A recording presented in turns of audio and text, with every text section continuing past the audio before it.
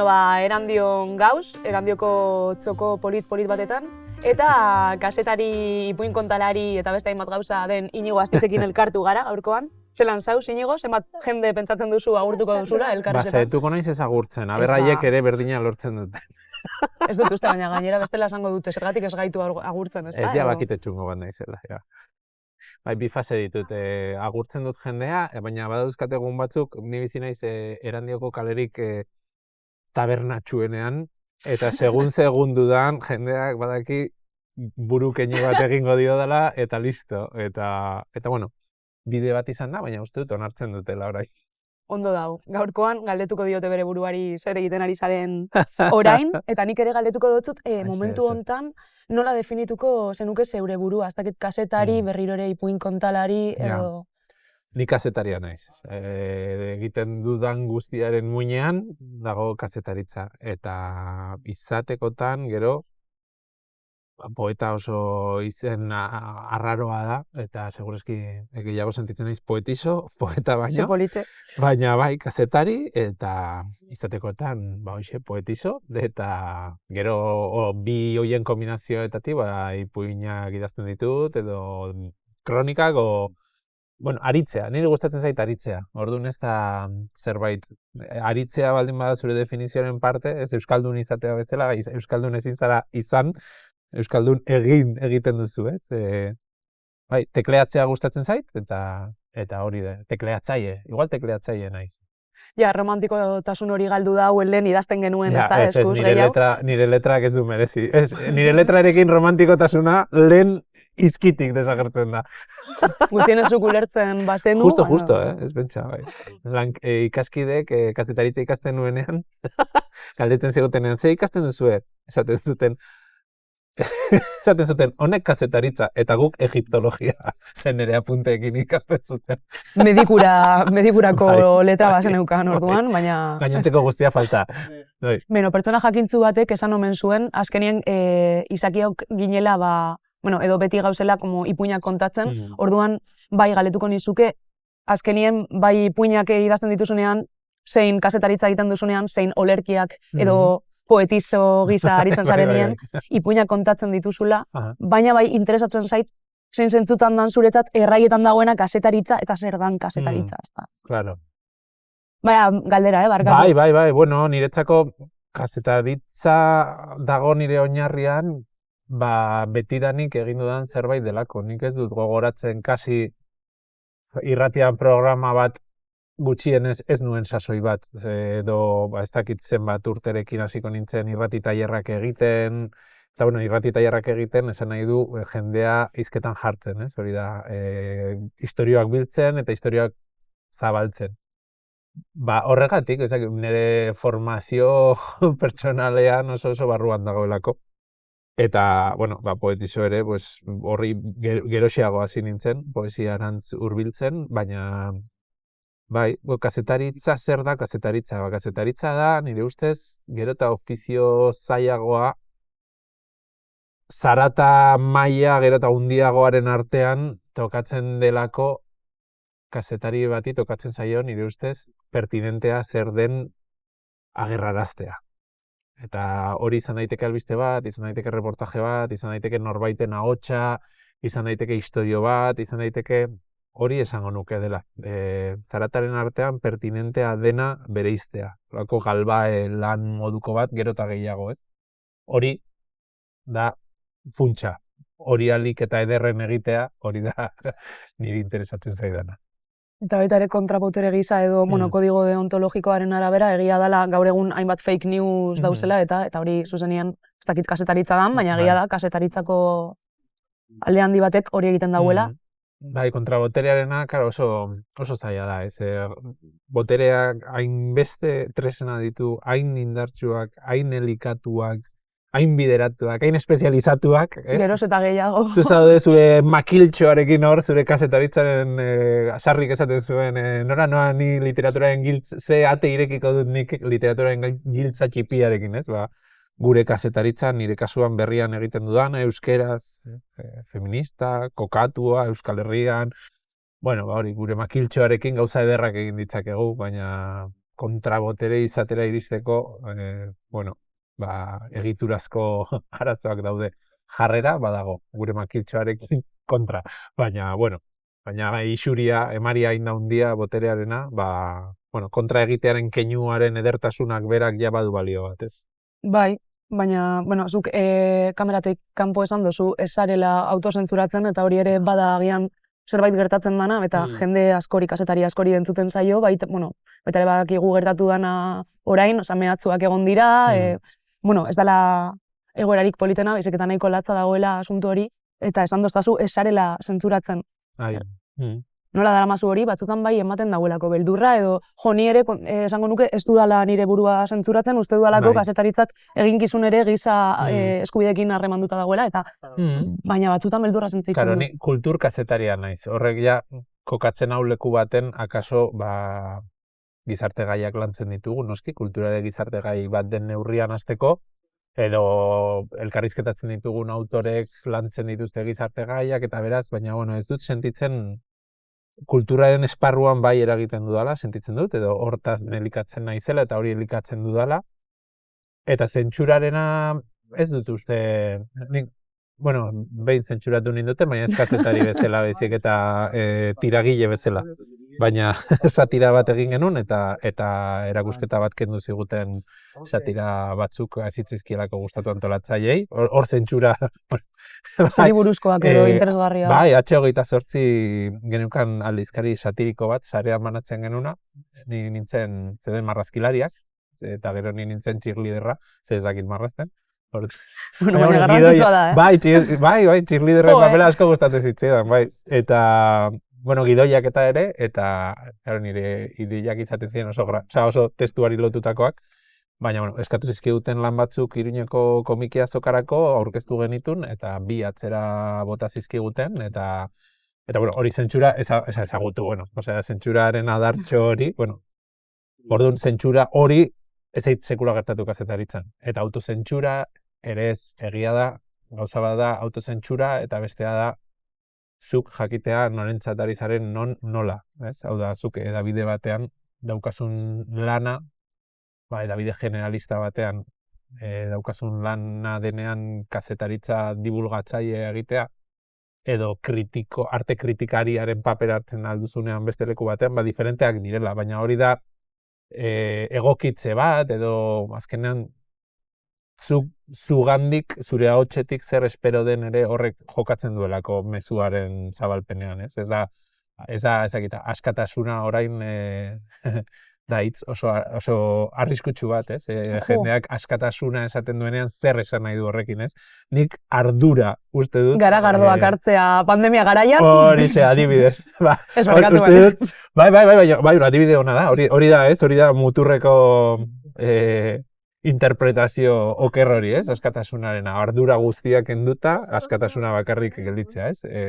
Nik sinisten dut arduran ere bai. Eta sinisten dut komunitate zehatz baten zatari garela lanean, euskeraz, berrian, eta ardura dugula komunitate horrekiko ere. Horrek ez dut uste eraman behar gaitu neik gaizki dauden gauzak eskutatzera, edo gatazka eskutatzera, ze nire ustez gatazka da gizartea eta realitatea eta sorkuntza eta jarri nahi duzun hitz guztiak elikatzen dituen motore oso indartsu bat. Ez dago gatazkari gabeko gunerik, eta gatazka bat ez badago, seinale badagola eta ez zarela enteratu, beraz oso gaizki ari zarela, ez? Bai, zentrosgarria. Uste dut, horri ezin zaiola ez ikusia egin, baina horrek ez du esan nahi zentsura edo autozentsura praktikatzen zuri. Arduraz jokatzea hori. Eta adibidez, ipuingintzan suposatzen dut baita ere, ez dela zentsura, baizik eta eraldatu behar dozula, edo ez dakit ondo nola... Ja, ez, behin ipuin batekin bai edukin una arazo kasi moral bat, bai, nik neure buruarekin, idatzi nuen ipuin bat, eta iruditu zitzaidan oso sarkastikoa zela. Eta momentu baten, idazten ari nintzela, oso ongi pasan honi idazten, zen humorea baliatzen nuen, gai oso delikatu batzuk lantzeko, testu inguruera bat fantasioso batean, eta bai, hori idatzi nunean, zaborretara bota nun, esan nun, ez dakit prest nagon nire sinadurarekin testu honi eusteko. Eta egon zen zaborretan denbora luze. Eta handik denbora batera zaborra ustu beharrean, esan nuen abertzer dago nor, eta reskatatu nuen ipuin hori, eta irakurri ala oso ongi pasatzen nuen. Eta esaten nuen, ongi pasatzen badut, igual ez dago egin gaizki. Osea, igual denbora batera, ez? Eta da ere, sasoi hontan gure buruaren irudia kontrolatu behar dugunez etengabe ere bai, ez? Hor dago olako beldur bat, zer zaren erakusten duzunarekiko, ez? Bueno, total, azkenen esan, interesatzen zait gaia, interesatzen zait modua, divertitzen hau, zergatik egingo dut atzera, beldurragatik, pues ez, aurrera. Eta beldurra zein zan, aurrekoa? Beldurra zen,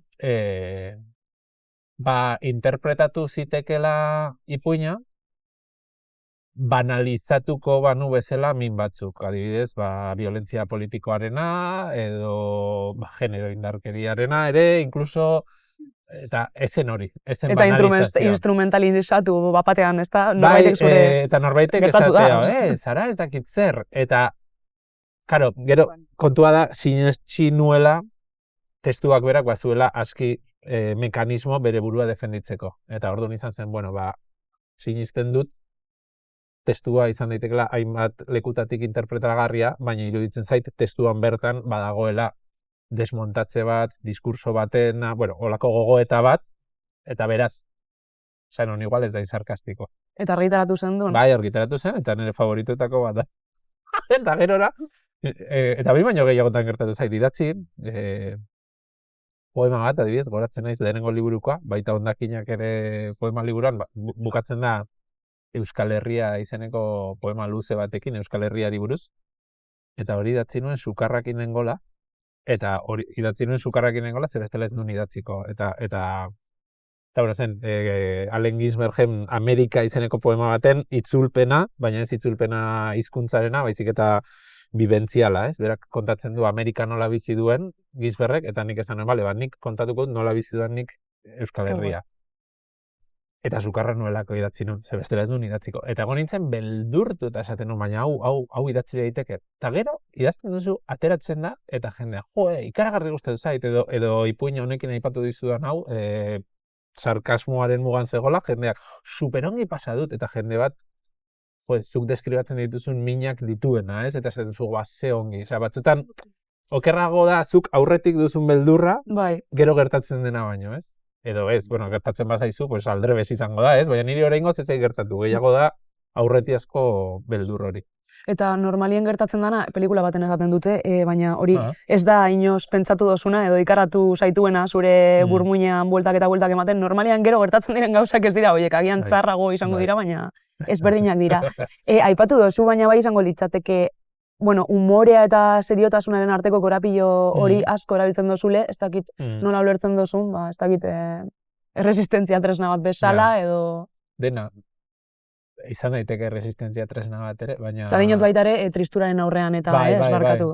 Ez, justo H28 dena lehen aipatu dizu dana, horri neukan aldizkari satiriko horretan, umoreari buruz asko egiten genuen gogoeta, umore asko egiten genuen, eta baita ere gogoeta, ze, klaro, umorea egiten duzu, eta orduan iristen zara leku batera ez dakizuna, eta batean, ostras, hau, bai ez, dena delako ez, eta horetzen naiz, aldizkarikideekin izketan, iritsi ginela konklusiora Espainiako erregeak jarraitzen baldin baduzun Espainiako errege izaten zela berari buruz irri egiten genuelako. Eta orduan izan zen, ostras, eta hartuko bagenu benetan den bezain serio, igual, min gehiago egingo ziguten bere lapurretek, edo ustezko lapurretek, edo bere ustezko dena delakoek, baina hain graziosoa bihurtzen da, eta egiten dugu barre ari buruz, eta uste dugu guk barre egiten bere gainetik jartzen garela, naiz eta strukturalki. Hor umoreari buruzko, kriston, egiturarekiko harreman bat ere bai, umoreak. Baina ez zaitu hartatik askatzen, hau da, iraultzaile izaiteko umorea, bai, segun, edo zapaltzailea, segun, ez? Hori, hainbat ikerketa daude horri buruz. Eta horren inguruan ere, hausnarketaren bat badekozu, badau jendea esaten dauena betik gora, jun behar dela, edo, ez dakit. Ez dakit, karo, betik gora, da beti zu non zauden, ez? Zuk uste duzu goiti berari zarela, harik eta zu baino berago dagoen bat, etortzen da, ez eta izu haizu, ez zara beti gora, ari zara goiti bera, ez? Hori, hain da, interesgarria da, niretzako umorea da, mundua ulertzeko tresna bat gehiago. Ez definitiboa, ez askatzailea, ez baizik eta bat gehiago, beste tresna guztiekin batera balio diguna munduan kokatzeko. Niri balio dit, adibidez, pentsatzeko gauza batzuk, humorerik gabe pentsaezinak egingo litzaizkidakenak. Osea, liana horrek eramaten hau, beste liana batzuek eramaten ez nauten lekura. Eta, bueno, gauzak serio eta sakon hartzeak ere, beste leku batera eramaten hau, baina ni ez nago prest liana horri uko egiteko. Niri gainera joera dut. Joera dut hartarako, ez? Orduan, bueno, nik asko pentsatzen dut humorearekin eta debatitu eta autokuestionatu eta humorea niretzako da oso tresna erabilgarri bat. Baina hori, tresna bat. Bai, beste bat. Eta bizigarriagoa egiten dauela bizitza baita ere. Bai, claro. Gero humore beltzan nengoen pentsatzen nola jendie agian kriston, ez dakit, egoera latza bizi izan dauena, normalien erabiltzen duela pilo bat humore beltza. Eta, bueno, ez dakit. Claro, impactu bat dauka, baina liberan esaten duzu ze ondo kapasa zarela. Horri buruzko humoreari buruz eta horretzen naiz asko impactatu nindun Imre Kertész da idazle bat, hungariarra, novela eman zioten, kriston idazle dauka, nola da? Zoririk ez uste itzuli zutela euskerara, novela bat, kontzentrazio esparruetako bizimoduaz eta bukatzen novela guztia da terriblea, kontatzen duen errealitatea terriblea delako, ez? Baina, ez du kontatzen era esplizitu batean, oso novela ederra. Badu beste la desaparición, zoragarria, la liquidación, la desaparición. Zoragarria ere bai. Eta, horrela ematen diote novela, ez? Edo behintzat arriskua du novela izateko, ez? Hortan, zoririk ez horretan, bukatzen da liburua, eta azken parrafoak, kasi impactatu ninduen, aurreko guztiak baino gehiago, eta azken parrafoa zen, noizbait hitz egin beharko dugu zorionaz kontzentrazio esparruen barruan. Eta, karo, izan zen, ostra, ze pasa da? Osea, eta era berean, segurazki, egia izan zen, ez? Ale txikietan noski, baina hori humorea, ez? Hor egon ziren jendeek ere humorea erabili zuten, bizirik zeuden, beraz, erabili zuten, eta badaude, atera zutenean Roberto Beninik egin zuenean La vida es bella, eta egon zen debate handi bat, aber hori zilegi zen, ezen zilegi zen, eta ikertu zuten ere bai, esparru horietan, hau da muturreko egoeran ere, nola erabiltzen ziren satira, edo nola erabiltzen zen humorea, bromak, eta karo, hor, errealitate horretari izten zanean, distortzioa indago igota dena dela flipante, ez? Karo, osea, hori. Bai, humore beltza egiten dute askotan, onkologikoan, ez? Onkologikoan humore beltza asko da, karo, non egongo da, bestela. Claro, eta dala como políticamente incorrecto, esango litzatekela, testenguru askotan. Gogoratu dut baita ere, La vida es bella eta Jojo Rabbit pelikula zoragarria da, humore beltza egiten dauela Hitlerren. Supergomendagarria, Australiako zuzendari Waikiki edo horrelako zerbait. El de vampiroen pelikula hau egin dauena, Lo que hacemos en las sombras. Bai. Eta gero, hori bai ikusi nun. Tipoak dauka humore hori, eraman da Jojo Rabbit, Hitler da fantasiasko laguna, protagonistaren fantasiasko laguna, dala un niño hitlerian, orduan oso ondo da, unondik hartzen dauen, gomendatzen dut zut, gogora erazi. Bai. Eta kriston humorea dauka. Zeona. Eta gero bakarrik anekdota bat, baina lehen aipatu dugu dokumentalgintza egiten memoria historikoarekin harremanduta, Popelen, geunden Pragan, grabetan, krematorioan, eta tipoak egin zuen humore beltzesko oso broma handia, eta bai pentsatzen dut ez ditut asko ezagutzen Polonia, Txekia eta horrela, baina uste dut humore beltz nahikoa daukatela, eta dala bigarren mundu gerran gertatu zenagatik edo. Humore beltz hori egiteko permisoa daukazu, baldin eta zu baldin bazara hor zegoena, ez? Zu baldin bazara kanpotik egiten txiste hori, inadmisiblea da, baina zu barrutik ari zarenean, nork esan behar dizut zuri ezin duzulo humorerik egin zure minarekin eta zure zauriarekin, ez? Besterik da, besteren zauriai buruz, karo. Zentzu horretan lo de goitik eta betik hori da, baina bai. Eta zorionez, egin dezakegula humorea, bestela esango litzatekela, agurtu zaitu du. Bai, agurtu. Umea. Hainbat gauza ditut aipatzeko, baina, denbora finitu da.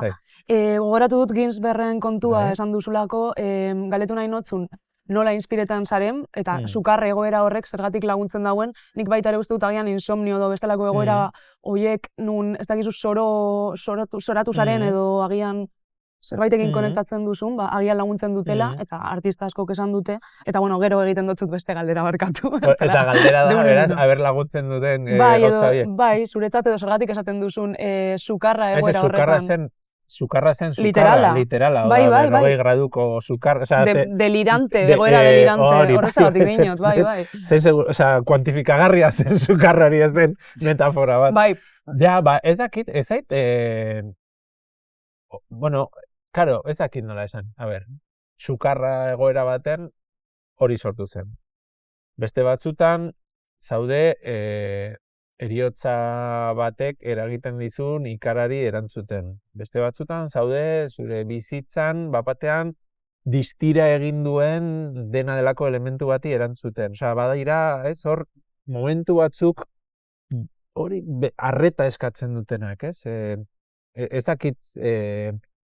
dakit nola inspiratzen naizen, lanean egoten naiz, eta orduan harrapatzen dut etortzen zaidana. Baina bai badaudela momentu batzuk intentsidade bezala, ez? Edo zuk bizi dituzu, zure eguneroko bizitza sokatxo bat bada, hor badaude korapilo batzuk, ez? Eta zu soka hori bazoaz, eta batean korapilotxo bat sentitzen duzu, eta sentitzen duzu beharra, sentitu duzun korapilo hori nolabait ere,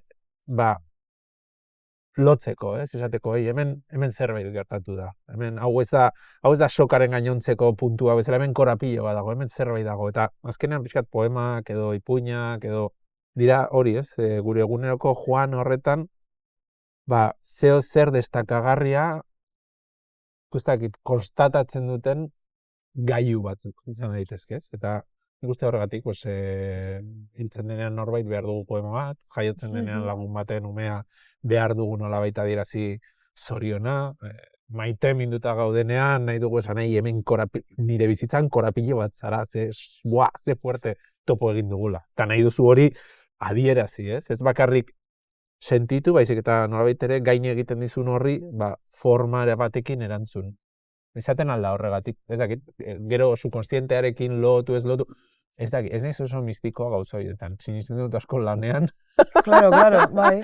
Eta ez dakit nola funtzionatzen duten. Justo aurreko baten lehitu nun Raúl Refré, musikari ekoizlea, eta berak esaten zuen denbora asko pasa zuela pentsatzen insomnioak laguntzen ziola, gaizki egoteak laguntzen ziola, ez egoteak, eta hori hasiera baten hori uste zuela romantizismoarekin, eta berak esaten zuen, denak dira txorradako bekien sortzen dudanean eta ideiak argien ditudanean, da ongi jandu danean, lo ongi egin dudanean, deskantzatutan nagonean, familiarekin lasai nagonean, eta orduan sortu dezaket, ez dakit nola funtzionatzen. Ez que galdera interesgarria da, hau, jakingo banu, igual ez nuke sortuko, zeia jakingo nuke erantzuna, baina ez dakidanez, aldiro, bide diferente batetik etortzen direnez gauzak, sorpresa hori gabe, sustoa bezala. Sustoa sorpresarik gabe ez da existitzen. Gainera mitifikazioa handia egon da. Espero hemen. Ez, hori. Eta susto honak eta txarrak egon dira hori baita. Orduan ez dakit nola den, jakingo banu, pues igual edo ez nuke egingo, edo bestela izango nintzateke Euskal Herriko idazlerik prolifikoena, ez? Bueno, nahiko prolifikoa. Artikuluetan bai. Hor bertan esan dozuna, zuk eta Anot Mintegiak berak esaten dau, soy jornalero audiovisual, dala hau azkenien, eta hor ezin zara egon oso polita eta zentzu handiko esaldia. Ezin zara egon, esperando las musas, no? Dena dalakoa. Bai, baina egia da, baldin mazaude makil bat lantzen, hori da. Errezago egiten duzula zalditxo baten figurita. Ez baldin mazaude makila lantzen, inoiz ez aritziko zaldi baten figurita egitera. Ez da gindork esan zuen, baina esango dut erderaz irakurri nebalako, baina que la suerte te pilla trabajando, azkenien hori da la pizka bat. Eta bestela baitare gogoratut zu Iruñakoa zarela, Hemingway lagundu dauela pilo bat erromantizatzen San Ferminak, berak esaten zuen eta lagundu zuen baitare kaitza daukan artista figura hori romantizatzen, berak idazten zuela edanda eta gero editatzen zuela hori da.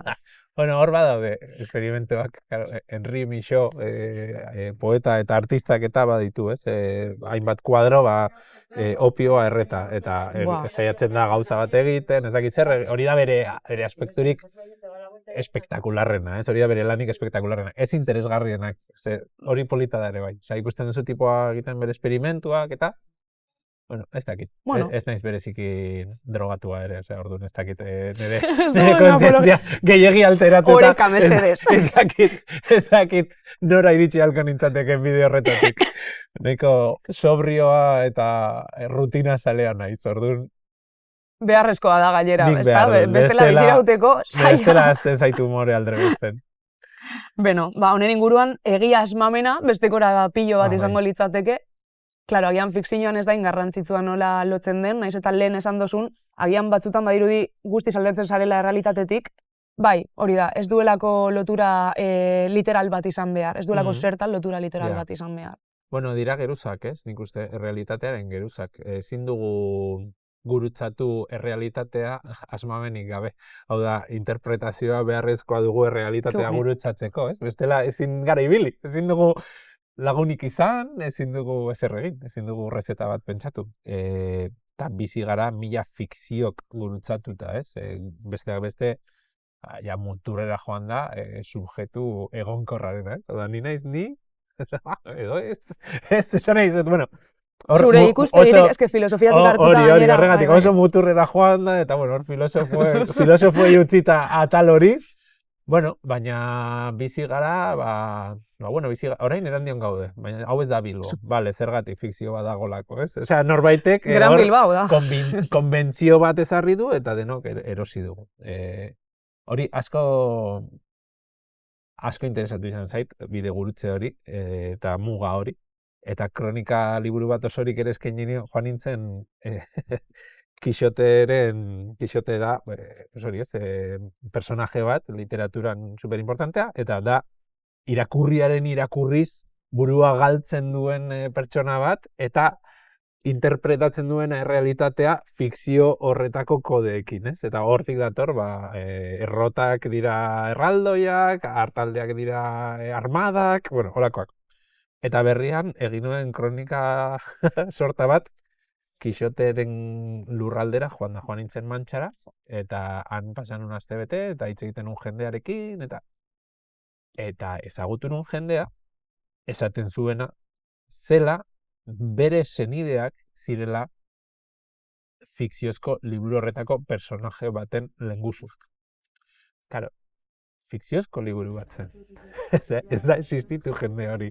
Baina hori da, ez? Hor, eta nola da posible benetako pertsona honek esatea fikziozko, baina era berean denok egiten dugun zerbait da, ez? Zer da komunidade bat, zuk zeuk imaginatutako jende talde bat ez bada, eta jendeak konpartituta irudi hori zurekin, ez? Holako, fikzioarena, hori niretzako oso, bai, gero idazterakoan, niri fikzioak balio dit tela batek bezala, edo erabili izan dut fikzioa, realitatea dago, eta zuk horren gainean manta bat balitz bezala, geruza bat botatzen diozu, fikziozkoa, eta manta horrek berak destakatzen du errealitate hori, egiten du deigarriago, nabarmentzen ditu formak elurte batek mendi baten magala nabarmentzen duen bezala, kentzen dizkio arbolak, kentzen dizkio esiak, eta egiten du forma ageriago, ez? Batzutan fikzioak balio dit errealitatean erabat interpretatzeko gai ez naizen gauza interpretatzeko. Niri balio izan zidan esplikatzeko egiten nuena. Baina ez da konstientea berriro ere ariketa hori, ala bai? Dakit, batzutan bai, beste batzutan ez, ez? Nik ez naiz kapasa nahi dut nabarmendu errealitatearen ez dakit zer. Claro, hori eta beraz sortuko, segurazki nire garunak ariketa horiek egiten ditu. Inkonstienteak berriro. Baina nik ez dut kontrolatzen prozesu hori era konstiente baten. Nik nago idazten, eta batean sortzen da fikzio bat, eta fikzio horrek erantzuten dio, nik aspalditik barruan dudan ezin egon bati. Zeina ez dudan zertan identifikatuta eduki. Ez? Hori da gure... Ez que psikoanaliz. Hori gara gu. Osea, kaos hori, ez? Zoragarria da, Miresgarria. Jakingo bagenu, hori, ez que ez litzateke hain divertigarria izango. Claro, ez da espirituala izan behar edo mistikoa esan duzuna, baina egia da, badirela gauzak hor, esaten duzuna. Hori, osea, nik ipuinak idaztean, adibidez, ipuin batzuk idatzi eta, ostras, ez nekien honek alako mina egin zidanik, edo ez nekien honek alako ezin egona pizten zidanik, edo gai sozialak, inkluso, ostras, ez nekien hau hain nire lehen lerroan zegoenik, ez nire egunerokoan ez dudalako identifikatuta, edo ez dudalako militatzen esparru baten, edo dena delakoa, eta batean, lehen lerroan dago, ez? Zer gertatu da hemen, segurazki hor, egunerokoak apartatutako linea batean, badago korapile hori, ez? Eta, idazketak edo sorkuntzak laguntzen dizu, karril nagusi horren bazterrean, oharkabeago gertatzen diren gauzak ikusten. Nik bai uste dut asko harremantzen dela inkonstientearekin, horrezagatik aian insomnioa konektatzen zaitu inkonstientearekin, logikoa denez ezin zara egon, lo egin barik, eta gero jendea jakingo da nola zaindu. Sasandosuna zuk. Baina hori uste dut nahiko harremantzen dela, izango dugu Laster Zirulirulin ere Garazi Muguruza dela psikoanalista, eta galdera hauek eta beste batzuk egiteko gogotsunago horregatik. Berak izango du, nik baino esplikazio behar. Ez, oso, zurea poesiatik izan da, eta ederra da, esan dozuna fikzioarena baitare, eta... Konbaliatzen badiate psikologiarekin, ¿te imaginas? Bueno, badau jendie... Hore gondala, berriro ere, leku batean eta... Eta bazazte Garazi entrevistatzera zean. Ez, baina gogorarazi didazu esan dozunagatik. Jarraituko dugu, ez dela denbora agortuko zaigula. Gutun zurian ikusi zaitut, eta baita ere bertan egon zara nola baite, duela pare bat urte, ez dakit noiz izan dan, baina bertan baita ere bazen eukan nolabaiteko diskurtzori, azkenean euskera hizkuntza minorizatu bat dala, eta babestu behar dala, eta azkenean baita ere hortikan edo idaztie badala, como... Ez dut esango erabaki politiko bat, baizik eta aldaketa txiki horiek, zuk esaten dituzun aldaketa txiki horiek... Keinu bat da. Eta jakin nahi nuen nola dagoen egoera horretan, ikusten ditudalako geroz eta euskarazko liburu gehiago beste hizkuntza batzuetara itzuliak, eta gainera jolin, euskal literaturan kalitate handia ikusten dut kasetari gisa, kasetari kulturala gisa galdetzen dut, zeure burua suposatzen dudalako. Bai, hor oso eroso nago erantzuten, baina galdera orduan nola ikusten dudan... Bai, nola ikusten duzun eta zein izan dan... Euskarazko literatura. Gero hori, nola ikusi duzun bilakaera, eta baita ere ikusten baduzun geroz eta jende gehiago dagoela bai euskal literatura... Idazten zein irakurtzen? Leku ezberdinetatik. Idazten bai. Irakurtzen ez dut ainargi. Hori da niretzat idazteako gogoa izateak irakurtzera zaramatza eta irakurtzeko gogoak idaztera eta hor dago joan etorri bat. Baina bai uste dut, eta ez da euskerazko kontu bat uste dut, orokorrean dagoela norbanakoaren agerpen bat, nahiko muturrekoa gaur egun, ez? Hau da, nahi dugu denok esan, nahi dugu denok adierazi, nahi dugu espresibitatea saldu. Ez dakit hainbeste, nahi dugun albokoaren espresibitatea entzun, albokoaren adierazpena jaso. Zalantza dut horri buruz. Sentitzen dudalako denok daukagula idazteko grina, baina ez dut ainargi sentitzen irakurletasuna maila berean gorantz duanik. Bitxia da, kontraesankorra dirudi, baina nik uste du paradoja horretan bizi garela. Euskal, zein mundu mailan, Bai. Bai, nik hala sentitzen dut. Sentsazio bat da, eta paradoja bat da. Informazioa ere badaukazu kazetari gisa. Bueno, ez hori gehiago da sentsazio bat. Kazetari gisa, liburuak ateratzen dira, pila bat, idazleak pila bat daude, eta hori beti da ona, eta beharrezkoa da. Eta gauza oso interesgarriak daude tartean. Nik hori bai esan dezaket, gauza interesgarri asko falta dira ere, bai. Aurrekoan lankide batekin, ni baino askoz gaztegoa da, eta esaten zidan, badago euskeraz, black romance generoko libururik, eta ez dut uste. Eta badago ez dakitze generoko libururik, eta ez dut uste. Eta orduan, hori irakurtzen duen jendeak nola irakurtzen du? Eta irakurtzen du, gazteleraz, edo frantsesez segun goazaren, edo inglesez segun ze maila daukazun, eta, utxuneak badaude, haundiak. Baina badaude lorpenak ere bai. Ez dakit oso zaila zait esatea nota global, 7. Ez da utzartu orduan. Ez, 7. Oso zaila egiten zait pentsatzea termino absolutoetan.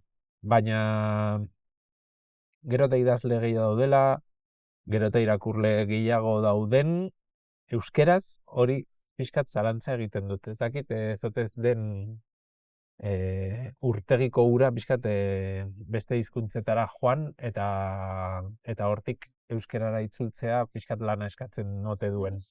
Horrezatik galdetu dutzut, azkenien, Arantza Urreta Bizkaiari entzun nion literatura beti izan dela residuala, eta nik uste dut baita ere, bagian, zoritzarrez edo zorionez horrela dela, orduan agian ez da futbola izango, ez ditu zenbaki horiek izango, egia da liberean interesa ez dela bera, edo dirua, inbestitzen dan dirua eta dana, baina... Bueno, niri ez nauk eskatzen horrek, literaturaren zabalpen mailak edo, zesan izut nik poesia idazten dut, eta nik badakit hori zer den, zesan izut nire inguruko jende askok ez du nire liburu bakar bat irakurri, eta ez gaizki iruditzen, normala iruditzen zait, eta klasi batzutan, inkluso hobe, ze nahiago dut ez jakitea, nire buruan zer ari den gertatzen. Baina, bueno, hori kopuruenak ez nago hainbeste kezkatzen. Bai kezkatzen hau adibidez, debate literarioaren mailak. Eta debate literarioaren maila gaur egun dago oso lotuta etekinekin, kopuruekin, arrakasta sozialarekin. Horrek irentsi digu debate literarioaren beste esparru bat. Ez zela bakarra, beti egon da esparru sozialak, beti izan du eragina hortan, baina bai, debate literarioaren maila joan da zenbat saltzen duzu, baina zenbatek irakurtzen zaituzte, euskeraz eta denetan, Eta nik irakurri ditut liburuak bizitza aldatu didatenak, oso ale gutxi argitaratuta zituztenak. Bueno, baina uste dut orain, debate hori, irabazi duela kapitalak, esan dezagun. Bueno, trampa oso ona esan baitaren lehen aipatu dugula, junda... Bai, hori da, boterea eta, bai, hori, asmatu dute, irabazi dute, eta hor resistentziak jartzea da nik uste dut, gure lana, idazle bezala, irakurle bezala, kazetari bezala, esatea, hau da, irakurriko duzuna, fijo.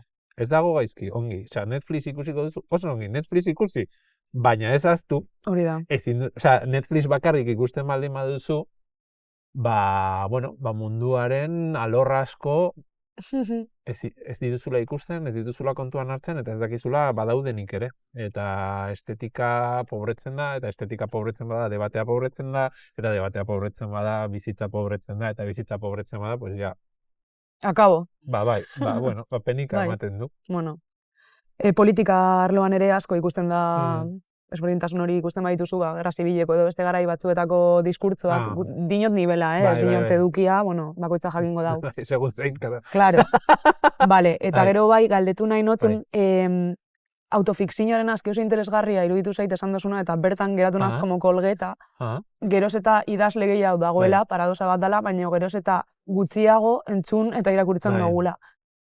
Zergatik, uste dozun hau gertatzen dela, badakit faktore asko diren, baina eztabaidatzeko. Eske hori, hainbeste faktore dira, baina, analizatu dezagun nola harremantzen garen gure lagunekin, ez? Zenbat deitzen ditugu, eta zenbati bidaltzen dizkigu 5 minutuko audioak zer moduz gauden esplikatzen, eta gero galdetzen, eta zu zer moduz? Hori ez da elkarrizketa bat.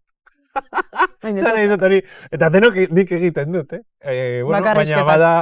Baina bada, alarmatxo bat, esateko, igual ez zara ari entzuten, ez? Igual ari zarenean esaten zure novela idatzi duzula, igual ez zara ari ikusten zure albokoak novela idatzi duela. Edo, bakarrizketen sasoia, bakarrizketak pilatzen, edo, ez du Merina Grisek eta Gorka Urbizuk. Hemenago bakarrizketak pilatzen ikusten edo. Bai, eta hilak dauzela, porque ja itxite da, audio bat da, egia da, bakarrizketa total. Eta babesgune bat da ere, bai? Zekaro, elkarrizketa batek eramaten zaitu, zuk espero ez duzun lekuren batera. Zoragarri da. Bakarrizketa batean, zoaz, burbuja batean itxita, eta zure segurtasuna da, 100%. Zuk esaten duzu, esan nahi duzuna bakarrik. Claro, elkarrizketa baten eskapatzen altzaizu esan nahi ez duzun zerbait, edo zure aurrekoak interpretatu dezake hori esan du, baina nik uste dut horrekin esan nahi duela, claro, bakarrizketa baten, zuzoaz gotortuta. Eta uste dut, pixkat hori gotortuta gaudela gure nitasun horretan. Sistemak ere ez dau errez jartzen, dinotagian batzutan bai audio bat bidaltzen duzulako pertsona hori... Bai, noski, estrukturalki, debatea eta elkarrizketa galdu dute lekua, bizi garelako ziztu bizian aurrerantz, eta bakarrik, autopistan, kotxeetan banaka. Eta gero bai kuriosoa da, baina hori iruditzen zait genero literarioetan agian oso modan dagoela, agian ez bakarrik, baina literarioetan ustut ikusi dela asko autofikzio hori, azkenian nitasun hori baita ere, azkenian ikuste mundu guztiak idazten duzuela. Claro, bai, hori konbentzio bat gehiago da, claro. bai. Osea, beste bate jartzen baduzu txakur bat, narratzaile txakur hori zuk idatzi duzu. Osea, zu zara zure personaje guztiak, ez? Osea, bai. Eta klaro esan duzuna, zure lagunak... Incluso zu. Claro, baina zure eleberriak ez irakurtzean, galtzen dute pilo bat informazio, hori da norbaitek bere liburua azpimarratuta uzten dizunean moduan, dago, bueno! Bai, badakizu berari buruz, bai. Berak esan nahi dizuna, baino gehiago. Bai, inbentetan dozu ere, baina, bai. Gero, baita ere, bai, bueno, uste dut aipatu dugule, baina bai, nola harremantzen dira zuretzat eta adibide zehatz bat eskatuko nizuke intimitate hori edo esan dozune azkenean nola da, act local, think global, no? Osa, nola harremantzen da intimitatea eta politikoa den hori. Bueno, lotuta dago definizioan bertan, zer da intimitatea. Osa, nork ezartzen du zer den intimitatea. Igual hor debatea bera bada mugak non dauden ezartzea, ez? Eta hala da, osa, hau da, hilekoa izan da intimoa ez dakizen ba denboraz, nola posible. Nork erabaki du hori intimitatearen esparrura ematea, ez? Eta zergatik, ez? Eta zergatik, noski, eta bueno, hor dago, estruktura, ez? Bai. Niretzat oso, nik politika oso era intimoan bizi izan dut, arrazoi pertsonalengatik, inguruko jendeari gertatzen zaizkion gauzengatik, zuri gertatzen zaizkizun gauzengatik, eta baita ere, politika oso era intimoan, eta intimitatea ere oso era politikoan saiatzen naiz, gero eta gehiago, eta askoari naiz ikasten hortan ere bai, eraikita gaudela, ez, irizpide batzuekin, eta, irizpide horiek ez direla definitiboak, baizik eta dira kuestionagarriak, eta seguraski, hor badagoela esparru bat ere bai, lanketa politikorako, zure intimitatean. Eta nik horatzen naiz, nire familia badago, etako kide izandako pertsona bat, hil zela Iberduroren zentral elektriko baten bomba bat jartzen, eta hil zen, eta lertu zitzaion, eta hil zen. Gure gurasoen oso gertuko pertsona bat, eta hor dago min handi bat gure familian horrekin, adibidez. Beste min batzuk ere bai, mehatxuak eta barrekoak, Euskal Herriko historian, ez? Esan dizut, dozeinek dauzka mila zauri eta guk ere beste batzuk. Eta gogoratzen naiz, Eusko Gudariak kantatzen geniela, baina gogoratzen naiz, niretzako Eusko Gudariak kanturik sentituena nire bizitzan, izan zela nire lagun min bat, Iñaki Lareo ditzen zena, hil zen 20 gutxi urterekin, hil zen, estomagoko operazio bat edukizun, bera zen Donestebekoa, zen militante LGTBI, berak zeukan, ikusgarria zen 2000 urte bueltako Iruñan ikustea Iñaki paseatzen, zen gauza bat, lurrak ez da egiten zuen bere urratxo bakoitzarekin, zen nor da hori, jendeak gelditzen zen, izen kuestionatzen zuen aban la letre mundua, ez? Eta hil zen, hori, estomagoko operazio horren ondorioz, 20 urte gutxirekin, gizajoa, nik ordu nitu 18, eta iruditzen zitzen nagusia zela, orain ditut 40 eta pentsa. Eta goratzen naiz hil zenean, kantatu genula, ez naiz goratzen zen mamarratxa da, bere hiletan, lehenengo, mamarratxa batzelako, eta baita ere goratzen naiz, kantatu genula Eusko Gudariak, eta goratzen naiz, kantatu nuela, izan zen, hau da, esparru politikoan, publikoan erabiltzen den kantu horrek, niri balio izan zidan, pertsona hori beste leku batera eramateko, ez? Bere borroka ere politikoa zela ulertzeko, eta intimitatea eta politikaren arteko muga hori, lertu zen lehenago ere, ja lertuta egongo zen, seguraski, baina bai, kantatu genuen Eusko Gudariak Iñakiri, niri barruan zerbait mugitu zitzaidan. Eta konstienteki pentsatu zen duen hor, edo... Ez, hartu nintzen, hor barruan esan, ostras, ez nuen espero kanta honek hemen hau eragingo zuenik, ez? Eta bai, kokatuzun Iñakiren heriotza eta Iñakiren bizitza, eta beraz, bizitzan esparru oso bat kokatu zidan beste leku baten. Baita ere harrematzen da, esan dozuna zuk geruza baten gainean, bai, eta bai. bar. Noski bere paseo bat Iruñan politikoa zen. Iñaki Karnastea politikoa zen. Ez berak ala nahi zuelako, baizik eta ala zelako. Gizartearen horma guztiak gainera erortzen zitzaizkion berari. Zen kabidarik mundu hortan. Guztia badoa eta gu bukatu beharko dugu, zure lagun Iñakiren oroitzapen horrekin baita ere. Eskatu nahi notzun joku txiki bat moduen, zuk entzulegoari galdera bat egitie, ez dakit nahi dozun galdera. Edozen galdera? Bai, zuk nahi dozune. Wow. A ber, luzetza bada, hobeto, orain ez esan. Nahi duzu galdera luze bat. Entzulegoari abstraktuan gainera. Bueno, nahi badozu norbait konkretuki, definitu. Venga, presnago, bai. Uste dut hau dela galdera. Begiratu zure kamera. Galdera litzateke. Ze galdera ez daude prest zure buruari egiteko. Eta horrekin uste dut astebeterako lana uzten dizudala. Ke buenan. Hala. Bueno, eskerrik asko. Zuri.